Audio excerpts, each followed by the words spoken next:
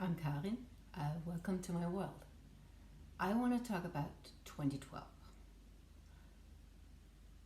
When I made the change from being completely three dimensional, believing in nothing before, nothing after life, nothing outside of 3D, it was before 2012.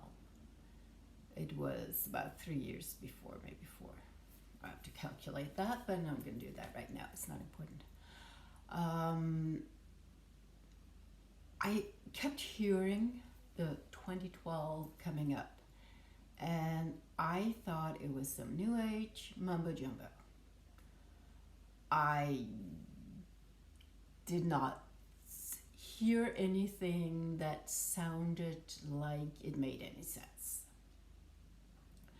But it kept popping up, so I decided to be curious. It's usually a good idea to decide to be curious about something. So I started looking for information, and I came across an anthology that had contributions from a lot of authors, all dealing with various aspects of the upcoming shift of 2012. One of my favorites among them was Greg Braden, who is still very much active today. And that in part also led me to listen to crime material and read that. And I will try now to convey what I've learned about 2012. It's not going to be accurate. It's not going to be precise. If you want that, go look it up. There's a ton of information out there. But I'm just going to try and explain the general things. When we have New Year's, I'll start a different place. The Earth turns around the Sun. We know that. It's a year, there's 365 days, and then we have New Year's and another 365 days. And what people have not realized until recently, well, they knew in ancient days, but this time around, is that our solar system also rotates. The solar system rotates around a central sun in the galaxy that is a black hole. It's interesting because scientists suspected it was a black hole before they could actually prove it. But it turned out to be provable as far as I recall. So anyway, we have the solar system rotating around the central sun of the galaxy, just like Earth rotates around the sun. Now this rotation takes about 5,126 years. And the new year for that rotation was 2012. So just like we have a marker called New Year, where we enter, this time we entered 2020. So once a year we shift into a new year, and things are just a little bit different. Each year is not the same as the previous one. There are different themes, different energies, different things happening, focus on different things. And in a way you could say it's the same for the years, the rotations around the central sun. So in that sense, 2012 was a really big marker because we passed into another round of 5,126 years. That's big, really big. And just like we don't see any change on January 1st, I mean, it's not very different from December 31st. We might have a hangover, there might be some bowels, but you don't see it. It takes some time. It takes a couple of months maybe, then the days start to get longer, the season starts to change. The same way, nothing dramatically happens just because in 2012 we started a new circle of 5,126 years. It doesn't go boom or anything. Nothing big happens. You need a really long space of time to see the changes. And for the circle, since the cycle is so big, it's over 5,000 years, it takes a long time to notice that we're in a different space now. So that's one part. There's another part to it. The Earth on its axis is not straight up. It's just like tilted, which is why different countries see sun, moon, all that stuff differently. So we're slightly tilted on the axis. Not only are we slightly tilted, but this axis, it wobbles. So ever so slowly it will move. And the way you measure that movement is you look at where the sun rises on midwinter's morning. So that would be at equinox, so 20th, 21st of December. And you notice where it rises. And the way to measure that is you see what sign of astrology, the zodiac signs that the sun rises in. There are 12 of those, obviously. And the axis of the Earth will move very slowly, a progression through these zodiac signs. And it varies a little bit how long it stays in each, but a complete progression of the zodiac signs is 26,000 years. That equals about 5 of the rotations around the central sun of the galaxy.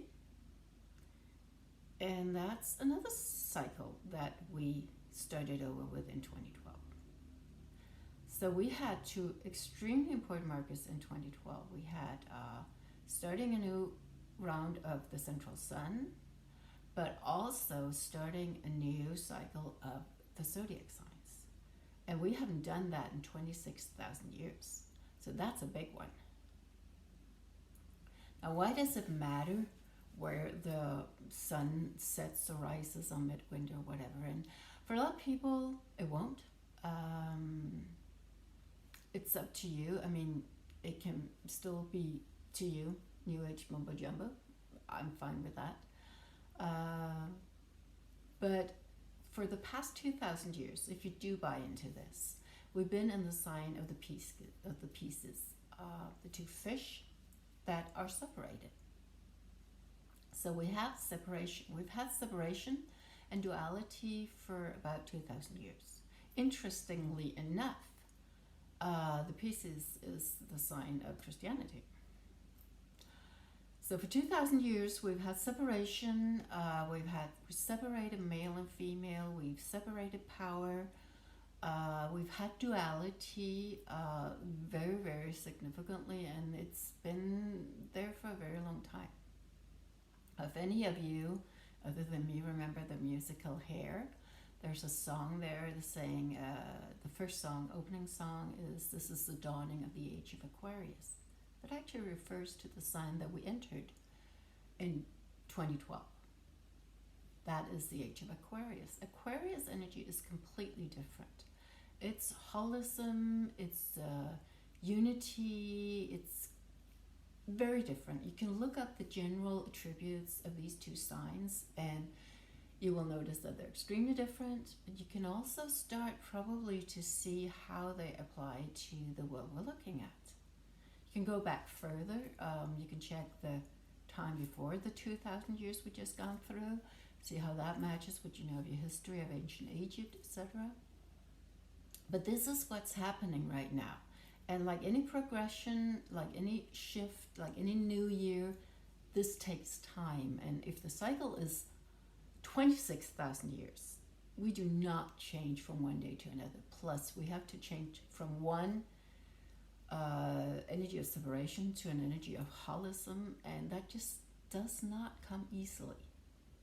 It is a very significant change, and that's what we're seeing right now.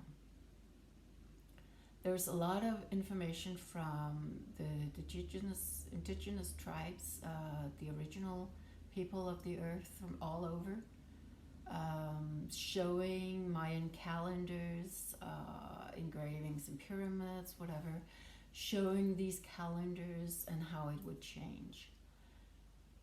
So once people started figuring out, I think it was around the year 2000, that we were heading towards a really significant shift, They dug out all this information and found confirmation that this was happening. And again, there's lots of literature about that, lots of websites. Thankfully now we can stay away from the ones saying the aliens will come down from the sky and they're silver UFOs and abduct us all, and lightning does not strike. A lot of things didn't happen, and that's good. One of the reasons why a lot of things didn't happen was that we actually passed the marker. That's too long a story right now, so I'll save that for another day. But yes, we were programmed to self-destruct unless we actually passed the marker. The other times we've done this, the other times we passed the marker for the 26,000 years, we were not ready to move on. But this time we are. And that's why the prophecies and the predictions, anything that's from earlier than 2012, are invalid. They're no longer true. It's no longer what's happening. This is a new path because we chose differently as a race, as human, which I hugely appreciate. I grew up in the shadow of the threat of a nuclear bomb, a nuclear war, and I am very happy that this doesn't happen. I'll talk some more about that another time because I like to keep these short, and I reached my timer now. But that's the deal with 2012. We passed two important markers. We restarted two important cycles. The central sun and the progression of the equinox, and we had made different choices ahead of this, so this time we do not self-destruct. We do not have to destroy everything to start over and try again, and we're in new land. We're on a new path, and we'll see where we're heading. It should be interesting.